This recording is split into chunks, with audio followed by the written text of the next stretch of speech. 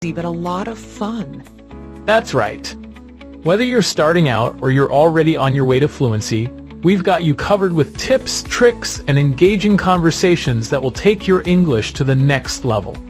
Today, we're diving into something you use every day but might not realize how important it is: basic conversations in English. Stay tuned, because by the end of this episode, you'll not only learn new phrases but also how to use them like a native speaker. Let's kick things off with one of the most essential skills, small talk.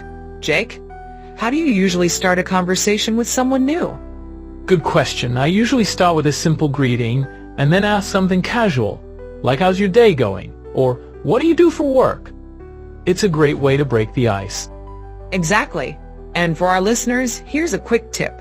Always smile when you ask these questions. It makes you seem more friendly and approachable. Dialogue example. Hi, how's your day going? It's been great, thanks. How about you? Pretty good. By the way, I love your shirt. Where did you get it?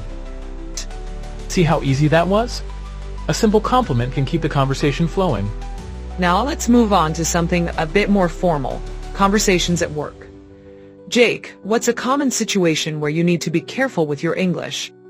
Definitely when you're asking for help or clarification, you want to be polite but also clear. For example, you could say, "Could you please explain that again?" Or "I didn't catch that. Could you repeat it?"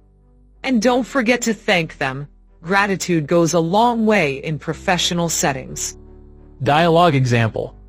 "Excuse me, could you please explain that process again?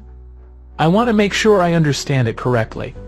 Of course. So, first, you need to log into the system and then... Notice how polite and professional that sounds? It's important to be clear but respectful. Let's get into more meaningful conversations, talking about hobbies, opinions, or even current events. Jake, how do you approach these topics? The key here is to listen as much as you talk. Ask open-ended questions like, "What do you think about?" Or "How do you feel about it?" This shows that you're interested in the other person's opinion. And if you're not sure what to say, you can always ask them to elaborate. For example, "That's interesting. Can you tell me more about that?" Dialogue example. "I heard you're into photography. What do you enjoy most about it?" "I love capturing moments that tell a story. It's like freezing time." That's fascinating. Have you ever taken any photos you're really proud of? See how we keep the conversation going by showing genuine interest? Before we wrap up, let's talk about some common mistakes learners make when speaking English.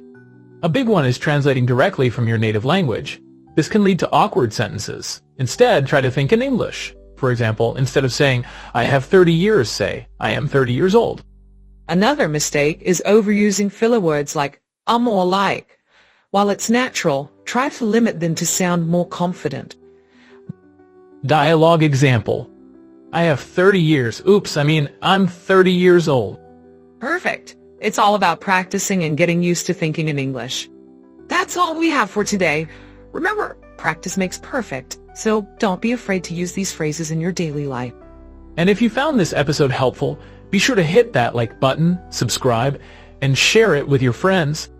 We'll be back soon with more tips and tricks to help you master English. Until then, keep practicing and have fun. See you next time.